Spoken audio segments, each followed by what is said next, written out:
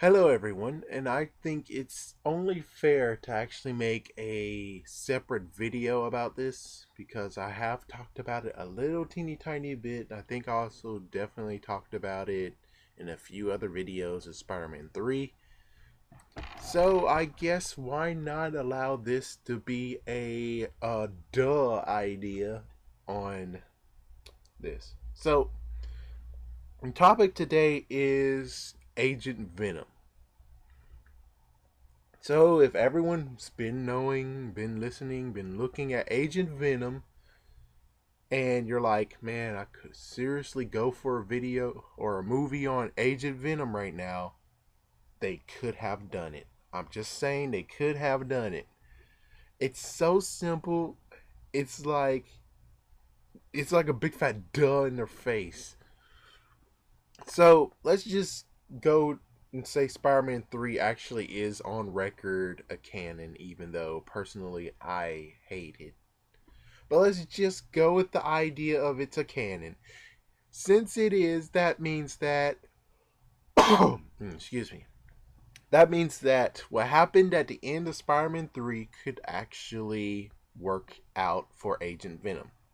And the fact of well, I would just say the only messed up part is they have to have a reason for them to raid Dr. Connor's lab and basically be like, yeah, you are a crime against humanity, and we're going to take everything that's in your lab because, well, you did something bad or something.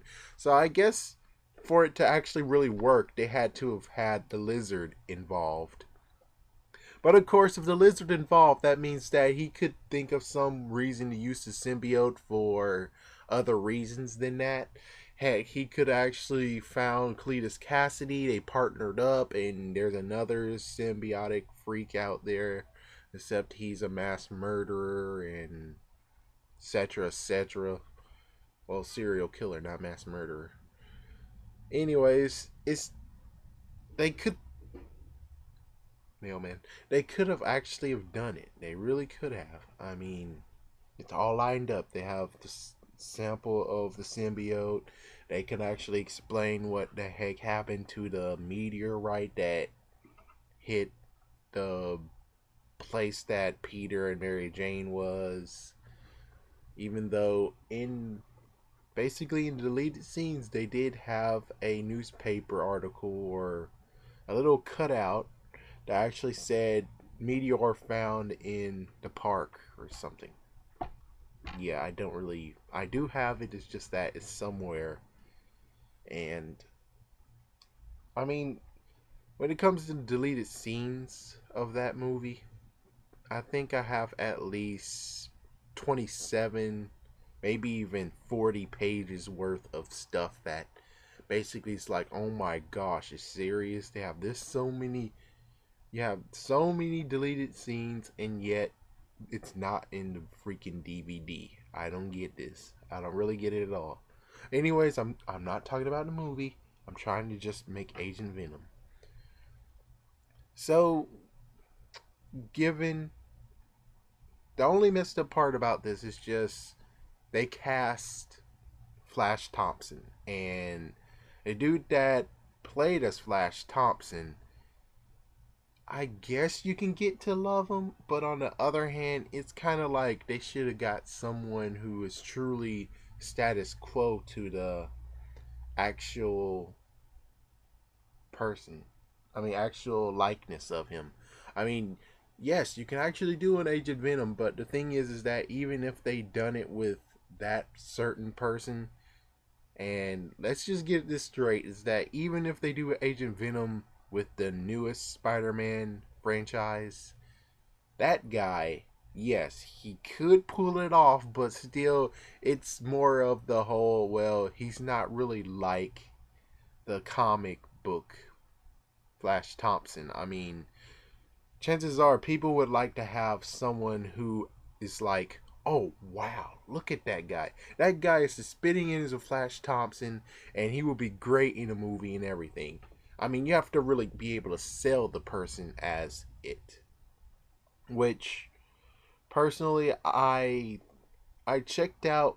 how Flash Thompson worked out in the beginning. It was like, yeah, he's a total jock. He has curly hair and all that stuff.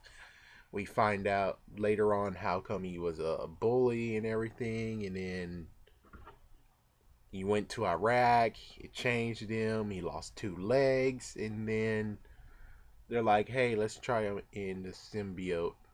Let's try him in the Agent Venom project, and then there you go, Agent Venom. So, I'm just saying from the recent franchise, they can actually make an Agent Venom. The only thing they have to do is be sneaky. Meaning they basically they recast the Flash Thompson, and plus since it's from the old franchise, no one really would care at all. They'll basically be like, who cares? And just watch the movie. Even though, personally, I would use the old franchise to branch things too. Meaning, technically, I would secretly do just straight to video Spider-Man 4, 5, and 6, so that it'll be something to make Agent Venom a little bit more, you know, a little bit more meatier than maybe a bit of a skeleton. Even though the other idea I had was just have newspaper clippings about how Spider-Man did this, Spider-Man did that, Spider-Man fought Venom, Spider-Man had a showdown, and then maybe in the newspaper clippings, yeah, Spider-Man took down the Lizard. Excuse me, and I guess maybe on a file on his desk, it will just have the classified thing of they raided Dr. Connor's laboratory because, well, he was a crime against nature or something. Since he's the lizard and all, he was planning to use the symbiote for something horrible, but they were able to stop him. And because they were able to stop him, and let's just scratch the fact that he was gonna try to make a Carnage or someone that will just be like Bane. And let me just get clear, it's just the fact that Bane in the two movies he was in was nothing but a lackey. Even though Dark Knight Rises, he actually played a bigger role than he did previously. He still was just a lackey that was basically the whole, you know, the whole thing of the symbol thing, and the fact that this one man can basically be a voice and stuff like that. But I'm just saying the whole idea that Carnage can be a lackey for the Lizard. Let's just say that, and they just raid his place because, well, he was the Lizard. Everybody was like, oh my gosh. Everyone's like, no way. Because we know how Sam Raimi does it, that means that chances are the Lizard would have died somehow. Either the Lizard would have died, or since the franchise is dead, well, the Sam Raimi franchise is dead for now, or just dead, they can maybe cut a corner and actually have him living just like Sandman lived, and they'll just have him in prison. And even though technically, if it was to work, I guess if it was to work without the Lizard, they could do it. I mean, maybe they'll have Dr. Connors who calls the CIA or something and says, well, remember that, maybe they have like an inquiry or something, and maybe the CIA, which I guess that'll work. If they have the CIA come into Dr. Connors, maybe they should have done a after credit scene, because if they done an after credit scene with the CIA going to Dr. Connors saying, hey, we know that you're a scientist. We were wondering if somehow, wait, it will basically say, we know you're a scientist. We've asked all the scientists in New York if they have somehow found evidence of that black monster or something. and they would just like to know if they have someone has a sample of it because, well, let's just say the CIA, it can't be Shield. The CIA cleaned up everything for the symbiote. Like, they took the meteor, that whole construction site place. They took down all the webs. They took them, get them analyzed, everything. And as for the idea of, oh, Venom's alive though. Yeah, that big fat blast. Yeah, that blast couldn't kill Venom. Let's just say this, man. If Venom survived, then he survived. If Venom got blown to smithereens, he got blown to smithereens. And I can tell you one thing: if amid bonding with the symbiote, he threw the freaking bomb, chances are, in mid contact, it wouldn't work. It would just won't work. They he couldn't have survived that. He really couldn't. I mean, look at the first freaking movie. Did all of the people over there who got hit by a bomb survive? No. Is Eddie Brock even a superhero? Not at all. He's technically like those guys from the first movie. Yes, he could be maybe like Harry Osborn who got hit and he's a bit battle damaged, but he didn't have the freaking goblin formula. That's one thing. Number two, he bonded with Venom for a short period of time, technically. And in that short period of time, maybe symbiote still be on him. Just little tiny particles.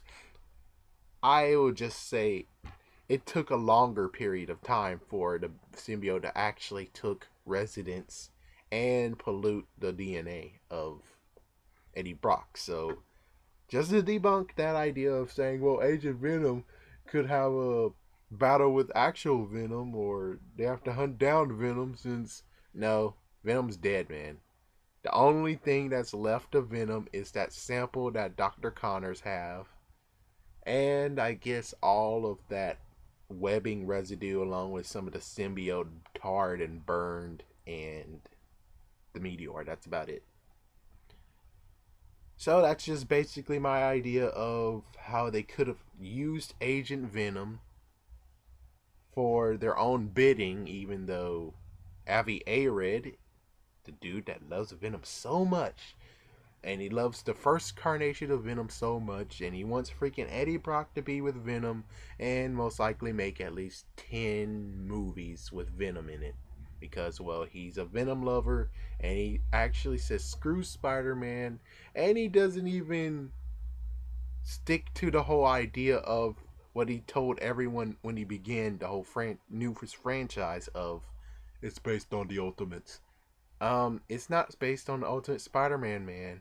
There's like so many freaking things that are like, yeah, it's so not based on the Amazing Spider-Man is so not based on Marvel Universe. I mean, Ultimate Universe at all.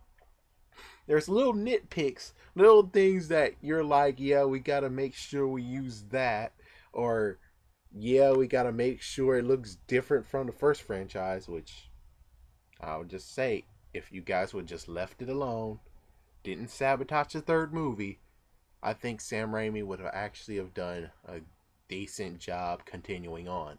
Even though, I mean, let's just cut out. Oh my gosh, it's just turning into the whole repeat of let's give him a chance and everything.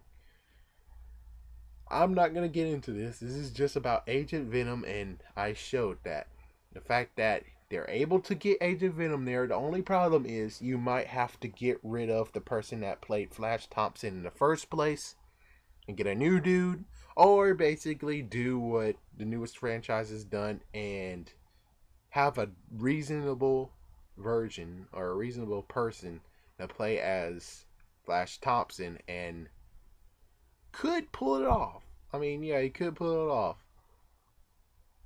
Yeah, I should have looked up who that dude played Flash Thompson, but sadly he's so immemorable that it's like, well, he could be a good he could be a good Eddie Brock, not Eddie Brock, sorry. He could be a good Flash Thompson when it comes to Agent Venom. He could be.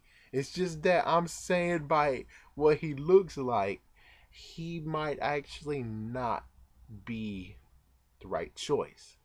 Which that's the one thing is that it might not be a right choice to have him in the first place as Flash Thompson, even though technically he did serve the right purpose of Flash Thompson basically confronting Peter and he's demonstrating his powers, which technically I do have to admit, when it comes to that one, that was more Ultimate Spider-Man than the newest one so far because, well, when it comes to Ultimate Spider-Man, there was a confrontation of Flash Thompson with Spider-Man, and well, he didn't break his fist, but still, he kind of did show that his power has enhanced some.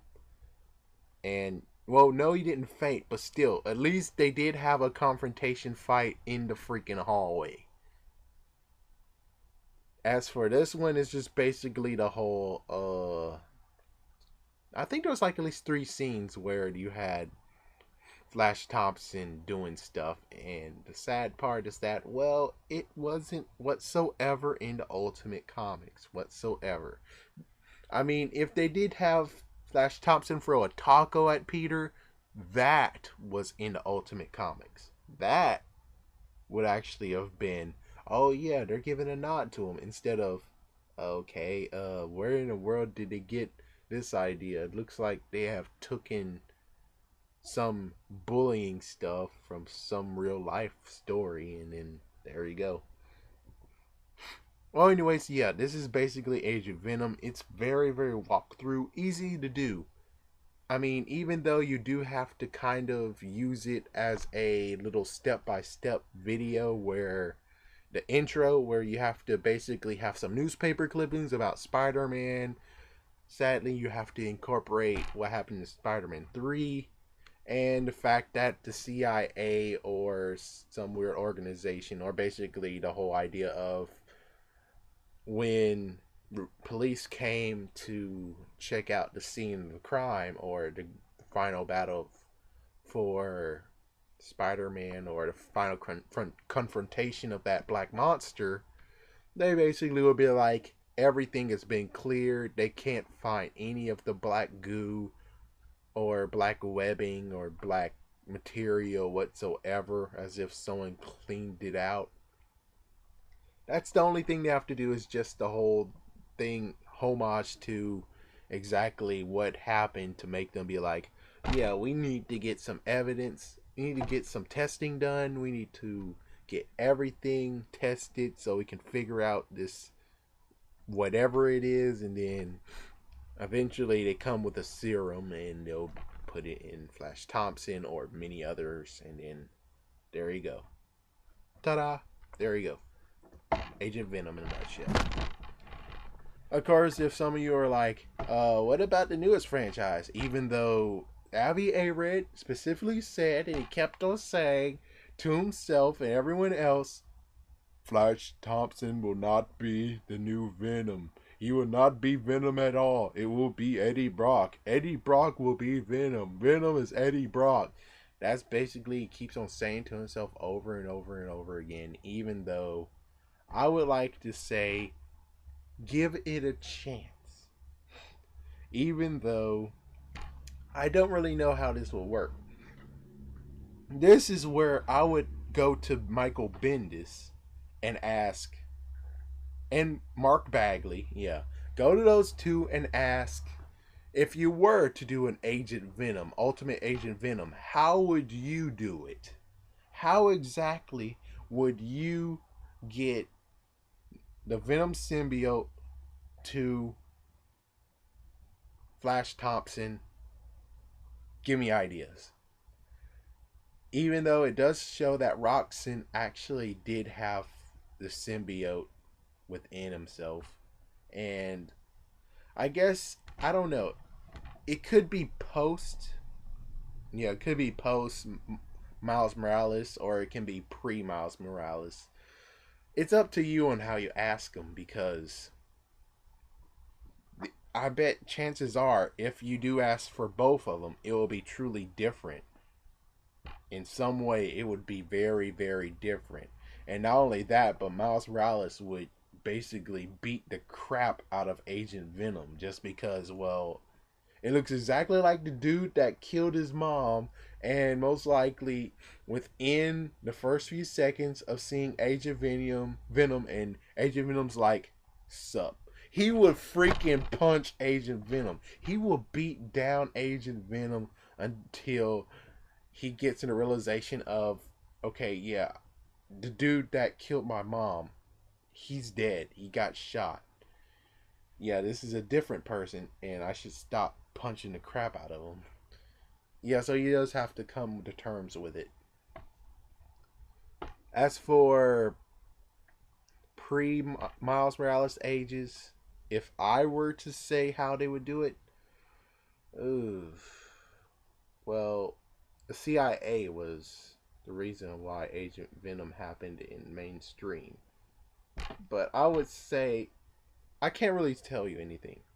I would only tell you that one thing is that excuse me, they have to write. Yeah, they definitely will have to write like I would say at least a lot more comics. I would say most likely when they hit to 150, issue 150 or issue 200 and something, they might actually have an Agent Venom. But as for going by what they have now, I think you're just gonna have to ask them because it's no freaking way how you can actually have an ultimate Agent Venom because what you have freaking Beetle who took Venom into a tank somewhere. Roxon has a sample of Venom, which I guess that could work, but it'll have to be a big bust. And the dude that used the freaking Venom suit, who's to say that he won't just use it because his job is in jeopardy or something? Mr. Martin. Mr. Conrad Martin. So, yeah, that's about it. Nothing else. Thank you for listening, and tell me what you think about if they would make a movie of Agent Venom. How exactly would you think they could do it?